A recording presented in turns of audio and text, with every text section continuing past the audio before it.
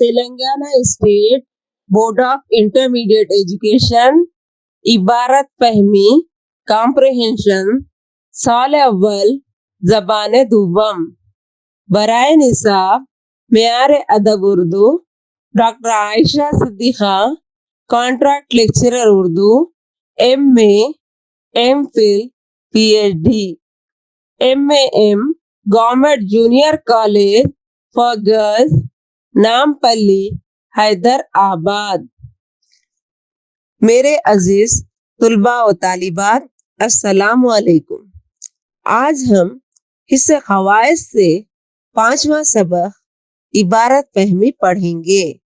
عبارت فہمی میں ہم چند ادیب شعراء کے حالات زندگی اور مسابقاتی امتحانات کے چند نمونے اور تذکیر و تانیث مذکر و مؤنث الفاظ و معنی مترادف الفاظ وغیرہ پڑھیں گے۔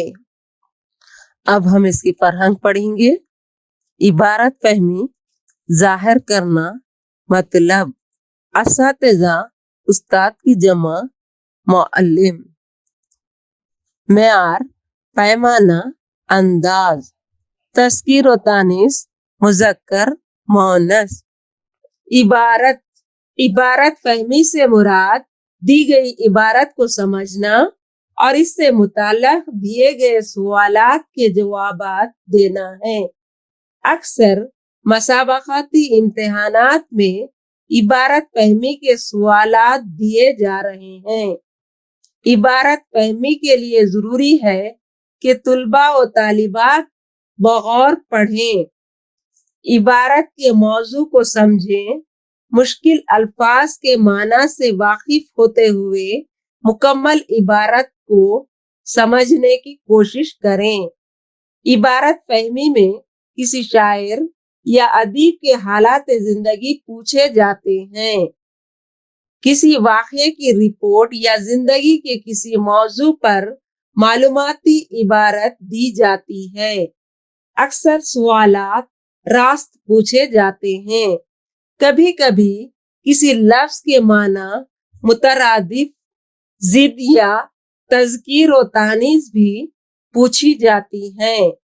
اردو عبارت فہمی کا معیار بڑھانے کے لیے طلباء کو چاہیے کہ وہ اپنے اندر مطالعے کا ذوق پروان چڑھائیں، نصابی کتابوں کے علاوہ اپنی پسند کی دیگر کتابیں پڑھتے رہیں۔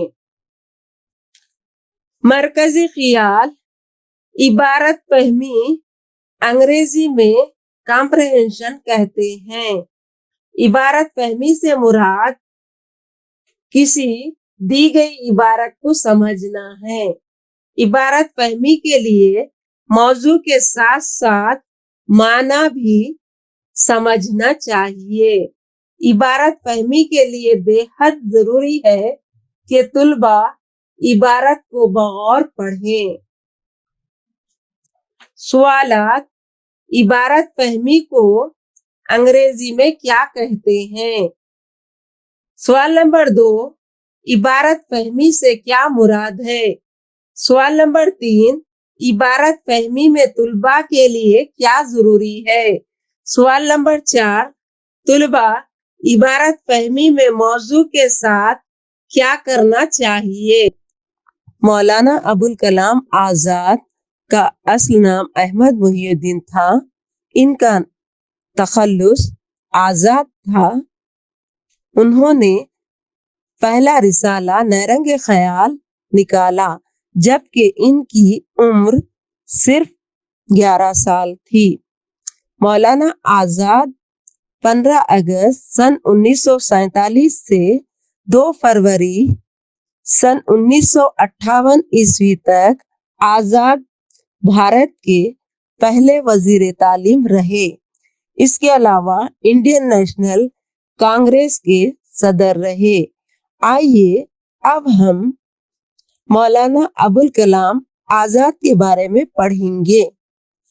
ان کا اصل نام احمد محی الدین تھا اور تخلص آزاد۔ مولانا ابوالکلام آزاد 15 اگست سن 1947 سے 2 فروری سن 1958 تک آزاد بھارت کے پہلے وزیر تعلیم رہے۔ اسی لیے ہر سال 11 نومبر کو نیشنل ایجوکیشن ڈے یعنی یوم تعلیم منایا جاتا ہے۔ آئیے اب ہم مولانا ابوالکلام آزاد کے بارے میں پڑھیں گے۔ مولانا ابوالکلام آزاد سن 1888 کو دنیا کے مقدس ترین مقام مکہ معظمہ میں پیدا ہوئے۔ ان کے والد کا نام مولانا خیر الدین تھا۔ مولانا آزاد کا اصل نام احمد محی الدین تھا اور تاریخی نام فیروز بخت آزاد تخلص تھا، لیکن اصل نام کی بجائے مولانا ابوالکلام آزاد سے مشہور ہوئے۔ سن 1885 میں وہ کلکتہ پہنچے۔ یہاں ان کی باقاعدہ تعلیم شروع ہوئی۔ اللہ نے انہیں حافظہ اور ذہانت کی دولت سے فراخ دلی کے ساتھ نوازا تھا۔ مولانا نے سب سے پہلے رسالہ ماہنامہ نیرنگ خیال 1899 میں جاری کیا۔ اس وقت مولانا کی عمر صرف 11 برس تھی۔ مولانا نے 31 جولائی 1906 کو ہفتہ روزہ الہلال کا پہلا شمارہ شائع کیا۔ ان کا اہم مقصد ہندوؤں اور مسلمانوں میں اتحاد پیدا کرنا تھا۔ الہلال میں ادبی، علمی، سیاسی اور تاریخی مضامین شائع ہوتے تھے یعنی چھپتے تھے۔ مولانا آزاد کا انتقال 22 فروری 1958 کو ہوا۔ مرکزی خیال ہے مولانا ابوالکلام آزاد 11 نومبر 1888 مکہ معظمہ میں پیدا ہوئے۔ مولانا ابوالکلام آزاد کا تاریخی نام فیروز بخت اور تخلص آزاد تھا۔ ان کے والد کا نام مولانا خیر الدین تھا۔ انہوں نے ایک ہفتہ روزہ الہلال کا پہلا شمارہ شائع کیا۔ ان کا انتقال 22 فروری 1958 کو ہوا۔ حیدر آباد، آئیے پر ہم پڑھیں گے راغب، متوجہ، مجسمہ، بت، ادارہ، دفتر، تراشیدہ، کاٹا ہوا، تراشیدہ۔ حیدر آباد کا ملک کے ان چند بڑے شہروں میں شمار ہوتا ہے جو سیاحوں کو اپنی جانب راغب کرتا ہے۔ ریاست تلنگانہ کا سیاسی محکمہ تلنگانہ اسٹیٹ ٹورزم ڈپارٹمنٹ ایک سرکاری ادارہ ہے جو تلنگانہ میں سیاحت کو فروغ دیتا ہے۔ تلنگانہ کے تاریخی تفریحی مقام چار مینار کو شہرت حاصل ہے۔ قلعہ گولکنڈہ حیدر آباد قطب شاہی سلاطین کا ایک یادگار قلعہ ہے، یعنی گولکنڈہ قلعہ قطب شاہی سلاطین کا یادگار قلعہ ہے جو ہندوستان کے چند مشہور قلعوں میں سے ایک ہے۔ گنبدان قطب شاہی میں قطب شاہی خاندان کے مزارات ہیں جو دکنی فن تعمیر کا شاہکار ہیں۔ کاکتیہ کلاتھورنم ورنگل کی کاکتیہ سلطنت کی تاریخی نشانی ہے۔ پتھر میں تراشیدہ بہت بڑا مجسمہ ہے جسے جلالی کمان بھی کہا جاتا ہے۔ ये तेलंगाना के सरकारी निशान का हिस्सा है। मक्का मस्जिद हैदराबाद में वाक़ है। मस्जिद की मरकजी कमान बनाने के लिए मक्का मुअज़्ज़मा से मिट्टी और ईंटें लाई गई थीं। चुनाचे इस मस्जिद का नाम मक्का मस्जिद पड़ा। तेलंगाना के दीगर अहम सयाहती मुकामात में कुंटाला आबशार जो जिले आदिलाबाद में वाक़ है। ये आबशार 148 फीट बुलंदी से गिरता है और ये रियासत का सबसे बड़ा आबशार है। निसाब के अलावा और भी मिसालें पढ़ेंगे।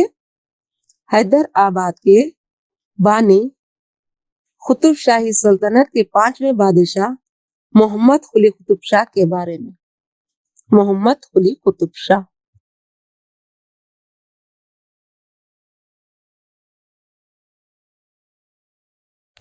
मोहम्मद कुली कुतुब शाह मोहम्मद कुली कुतुब शाह गोलकुंडे की कुतुब शाही हुकूमत का 5वां बादशाह था। वो 1565 ईस्वी में पैदा हुआ। 15 साल की उम्र में तख्त पर बैठा। उसने गोलकुंडे पर 13 साल तक हुकूमत की।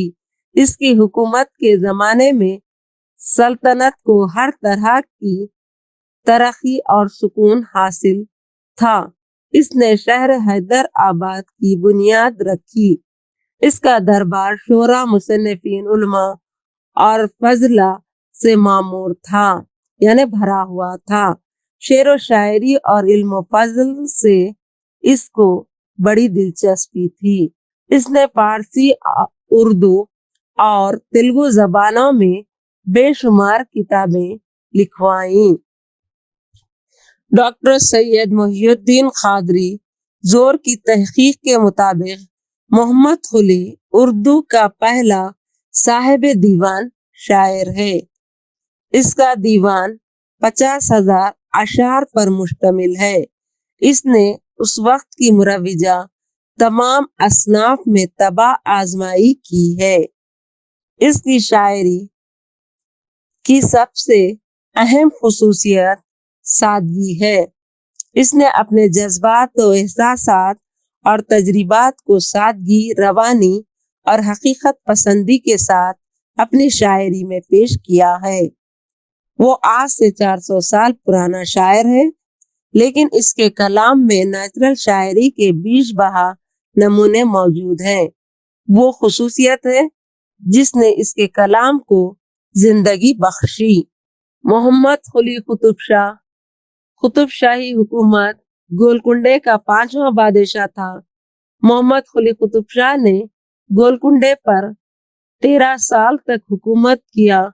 इसने शहर हैदराबाद की बुनियाद रखी और वो उर्दू का पहला साहिब दीवान शायर है। मोहम्मद कुली कुतुब शाह ने फारसी, उर्दू और तेलुगु जबानों में बेशुमार किताबें लिखवाईं। अब सवालात पढ़ेंगे। सवाल नंबर 1, मोहम्मद कुली कुतुब शाह गोलकुंडे का कौन सा बादशाह था? सवाल नंबर 2, मोहम्मद कुली ने गोलकुंडे पर कितने साल हुकूमत की? सवाल नंबर 3, उर्दू का पहला साहिब दीवान शायर कौन है? सवाल नंबर 4, शहर हैदराबाद की बुनियाद किसने रखी? सवाल नंबर 5, मोहम्मद कुली ने अपने दौर में किन जबानों में किताबें लिखवाईं? हाली का पूरा नाम अल्ताफ हुसैन हाली है। इनकी पैदाइश 1837 ईस्वी में हुई और इंतकाल 70 साल की उम्र में हुआ। इन्हीं शमसुल उलमा का खिताब मिला। गालिब ने इन्हीं ये बात कही थी कि अगर तुम शेर ना कहोगे तो अपनी तबीयत पर जुल्म करोगे। फरहंग पढ़ेंगे। खुलूस, मोहब्बत, रिफ़्क़ा, दोस्त अहबाब, हुसूल, हासिल, फायदा, मुअज़्ज़ज़, इज्जतदार। अल्ताफ हुसैन हाली। मौलाना अल्ताफ हुसैन हाली 1837 ईस्वी में पानीपत में पैदा हुए। इनका ताल्लुक अंसारियों के एक मौजूद खानदान से था। इब्तिदा में अरबी और फारसी की बाकायदा तालीम हासिल की। हुसूल इल्म के शौक में दिल्ली चले आए। यहाँ गालिब और मुस्तफा अली खां शिफ्ता से इन्हें बहुत कुछ सीखने और समझने का मौका मिला। गालिब ने इनकी शेरी सलाहियतों और ज़ौक़ को देखते हुए कहा कि अगर तुम शेर ना कहो ये तो अपनी तबीयत पर जुल्म करोगे। 1857 ईस्वी के बाद हाली सर सैयद अहमद खां की तहरीक से मुतासिर होकर इनसे वाबस्ता हो गए। उस जमाने में सर सैयद मुसलमानों की सियासी, समाजी और तालीमी तरक्की की कोशिशों में मसरूफ थे। हाली भी इनके साथ शरीक हो गए और सर सैयद के रिफ़्क़ा में इन्हें खास अहमियत हासिल हो गई। सर सैयद की इन कोशिशों को अलीगढ़ तहरीक का नाम दिया गया। हाली को नज़म और नसर दोनों पर कुदरत हासिल थी। उन्होंने अपनी तहरीरों से हाली को नज़्म और नसर दोनों पर कुदरत हासिल थी। उन्होंने अपनी तहरीरों से कौम को बेदार करने और तरक्की की मंजिल पर गामजन करने की पुरखुलूस कोशिश की। इनकी तहरीरों का यही खुलूस इनकी शोहरत का बाअस भी हुआ। 1904 ईस्वी में तालीमी खिदमात के सिले में इनको शम्सुल उलमा का खिताब भी दिया गया।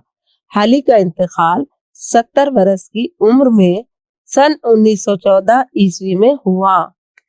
हाली की तसानीफ में मसनवियाँ, मुसद्दस, शिकोबंद, कुलियात हाली, मुनाजात, बेवा, चुपकीदाद, मरसिया गालिब, मजमा नज़म हाली, मजमा नज़्म, फारसी के अलावा तिरिया, मसमूम, इल्म तबक़ातुल अर्ज़, मजलिसुन निसा।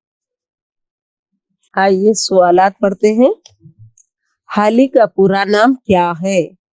सवाल नंबर 2, हाली की पैदाइश किस सन में हुई? सवाल नंबर 3, हाली का इंतकाल किस सन में हुआ? सवाल नंबर 4, हाली को कौन से खिताब से नवाजा गया? सवाल नंबर 5, शायरी के बारे में गालिब ने हाली को क्या कहा था? मीर उस्मान अली खां आसिफ जाह। सने विलादत 16 अप्रैल 1886 ईस्वी। सने वफात 24 फरवरी 1967 ईस्वी। उस्मान अली खान की तालीमी और इल्मी खिदमात। मीर उस्मान अली खां रियासत हैदराबाद के रोशन और दरख्शां दौर के मेमार थे। उन्होंने हर शोबा जिंदगी में हैदराबाद को एक मिसाली रियासत बनाकर तरक्की दी, तालीम को आम किया, नज़म व नसख और फलाह व बहबूद के कामों में बहुत ही इस्लाहात की। अपनी दूरंदेशी के बायस उन्होंने रियासत को ऐसा इंतजामिया दिया कि चंद ही दिनों में काया पलट दी। सियासी, इल्मी और माशरती हकीकत से इतनी तरक्की हुई कि हिंदुस्तान की कोई और रियासत हैदराबाद का मुकाबला नहीं कर सकती। इनका सबसे नुमाया कारनामा उर्दू जबान की तरवीज था। उर्दू को फारसी की जगह दफ्तरी जबान बनाई और उर्दू तालीम को बड़े पैमाने पर राइज करने तालीमी इदारे कायम किए। इसी तरह पूरी नई नस्ल को हर तरह की जिम्मेदारियां संभालने के लिए तैयार किया। असातिज़ा की ट्रेनिंग के लिए स्कूल और कॉलेज खोले गए। ذہین طالب علموں کو وظیفے دے کر حیدرآباد کے باہر اعلیٰ تعلیم کے لیے بھجوانے کا انتظام کیا۔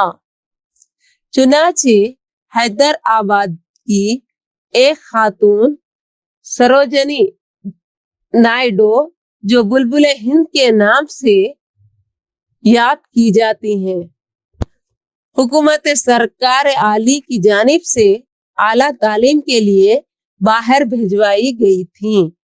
ان کے علاوہ کئی اور ہونہار طلباء ڈاکٹری اور دوسرے فنون کے سلسلے میں وظیفے لے کر باہر کے ممالک میں تعلیم پوری کرنے سدھارے تھے۔ میر عثمان علی خان تعلیم نسواں کے زبردست حامی تھے۔ لڑکیوں اور خواتین کے لیے انہوں نے زنانہ اسکول اور کالج کھولے۔ لڑکیوں کو گھروں سے لے جانے کے لیے پردہ دار شکراموں اور ریل گاڑیوں کا سرکاری انتظام کیا، جس کے ساتھ خادمائیں بھی ہوتی تھیں اور لوگ بلا جھجک اپنی لڑکیوں کو مدرسہ بھیج سکیں۔ اس طرح سماج کے ہر طبقے کو تعلیم حاصل کرنے کا موقع ملا۔ مرکزی خیال میر عثمان علی خان بادشاہ کا نمایاں کارنامہ اردو زبان کی ترویج تھا۔ انہوں نے اردو کو فارسی کی جگہ دفتری زبان بنایا۔ اعلیٰ تعلیم کے لیے سروجنی نائیڈو کو عثمان علی خان کی سرکار حکومت کی جانب سے اعلیٰ تعلیم کا انتظام کیا گیا۔ اس کے ساتھ ساتھ زنانہ اسکول اور کالج کھولے اور لڑکیوں کے لیے پردہ دار شکراموں اور بیل گاڑیوں کا انتظام کیا۔ اب ہم الفاظ معنی مترادف الفاظ پڑھیں گے۔ ہم نشین، مصاحبت، مصاحب، پنہاں، چھپا ہوا، پوشیدہ، ابتدا، آغاز، شروع، شب، رات، رین، آرام، سکون، قرار، انجام، نتیجہ، خاتمہ، خواہش، مانگ، طلب۔ اب ہم تذکیر و تانیث پڑھیں گے، یعنی مذکر، مؤنث، موصوف، موصوفہ، پجاری، پجارن، معلم، معلمہ، درزی، درزن۔ اب مؤنث مذکر پڑھتے ہیں۔ بندریا، بندر، راگنی، راگ، دیہاتن، دیہاتی، مورنی، مور۔ مندرجہ ذیل الفاظ کے ضد لکھیے۔ مشکل، آسان، سرخ، سفید، شہر، گاؤں، فراخ دلی، تنگ دلی، رات، دن، ترقی، پستی، سرکاری، خانگی۔ دریائے نیل۔ دریائے نیل دنیا کا سب سے طویل دریا ہے جو بر اعظم افریقہ میں واقع ہے۔ یہ دونوں دریاؤں نیل ابیض اور نیل ازرق سے مل کر تکمیل پاتا ہے۔ یہ دونوں دریا سوڈان کے دارالحکومت خرطوم کے قریب آپس میں ملتے ہیں۔ جنوبی مصر میں اس دریا پر مشہور اسوان باندھ تعمیر کیا گیا ہے جو 1971 میں مکمل ہوا اور اس باندھ کے باعث ایک عظیم جھیل تکمیل پاتی ہے جو جھیل ناصر کہلاتی ہے۔ مصر کا موجودہ دارالحکومت قاہرہ دریائے نیل کے کنارے اور اس کے جزائر پر عین उस मुकाम पर वाक़े है जहां दरिया सहराई इलाके से निकलकर दो शाखों में तकसीम होता हुआ डेल्टाई खित्ते में दाखिल होता है। दरियाए नील 6,695 किलोमीटर 4,160 मील का सफर तय करने के बाद इस डेल्टाई इलाके से होते हुए बहर रूम में गिरता है। मरकजी ख्याल है, दुनिया का सबसे तवील दरिया दरियाए नील है। दरियाए नील डेल्टाई इलाकों को तय करते हुए बहर रूम में गिरता है। दरियाए नील पर असवां बांध तामीर किया गया है जो सन 1971 ईस्वी में मुकम्मल हुआ। इस पर असवान बांध के सबब नासिर झील की तश्कील हुई और दरियाए नील बर्रे आज़म अफ्रीका में वाक़े है। अब है सवालात। सवाल नंबर 1, दुनिया का सबसे तवील दरिया कौन सा है? सवाल नंबर 2, दरियाए नील पर कौन सा बंद तामीर किया गया है? सवाल नंबर 3, दरियाए नील कौन से बर्रे आज़म में वाक़े है? सवाल नंबर 4, असवां बांध के सबब कौन सी झील तश्कील पाई? मुशायरे। अदबी व सकाफती लिहाज से मुशायरे बहुत अहमियत रखते हैं। मुशायरों के जरिए तुलबा में ज़बान की दिलकशी, जाज़बियत, रंगीनी से लुत्फ़ अंदोज़ होते हैं और ज़बान व अदब को समझ सकते हैं। आम तौर पर तालीमी इदारों में, चाहे कस्बों में हो या शहरों में, मुशायरे मुनक़िद करवाने चाहिए जिसकी वजह से तुलबा में हुस्न बयान और हिस्सोदात के तरीक़ों से वाकिफ होते हैं। साल में एक बार मुशायरा का एहतमाम करना चाहिए। सवालात। साल में एक बार किस चीज का एहतमाम करना चाहिए? कौन से लिहाज से मुशायरे अहमियत रखते हैं? सवाल नंबर 3, आम तौर पर मुशायरे करवाना चाहिए। ऐसा ही एक वाकया पढ़ेंगे। हजरत नूह अलैहिस्सलाम। हजरत नूह अलैहिस्सलाम ने हुक्म इलाही से जब कश्ती बनाना शुरू किया तो एक मोमिना बुढ़िया हजरत नूह अलैहिस्सलाम से पूछा कि आप ये कश्ती क्यों बना रहे हैं? आपने फरमाया, बड़ी भी एक बहुत बड़ा तूफान आने वाला है जिसमें सब काफिर हलाक हो जाएंगे और मोमिन इस कश्ती के दरमियान बच जाएंगे। बुढ़िया ने अर्ज किया कि जब तूफान आने वाला हो तो मुझे खबर कर दीजिए ताकि मैं भी कश्ती पर सवार हो जाऊं।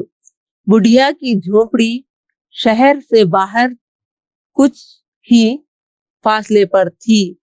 फिर जब तूफान का वक्त आया तो हजरत नूह अलैहिस्सलाम दूसरे लोगों को कश्ती में चढ़ाने में मशगूल हो गए, मगर इस बुढ़िया का ख्याल न रहा, हत्ता कि खुदा का हौलनाक अजाब पानी के तूफान की शक्ल में आया और रूए जमीन के सब काफिर हलाक हो गए। और जब ये अजाब थम गया और पानी उतर गया, कश्ती वाले कश्ती से उतर गए। वो बुढ़िया नूह के पास हाजिर हुई और कहने लगी, हजरत, वो पानी का तूफान कब आएगा? सवालात। साल में एक बार किस चीज का एहतमाम करना चाहिए? कौन से लिहाज से मुशायरे अहमियत रखते हैं?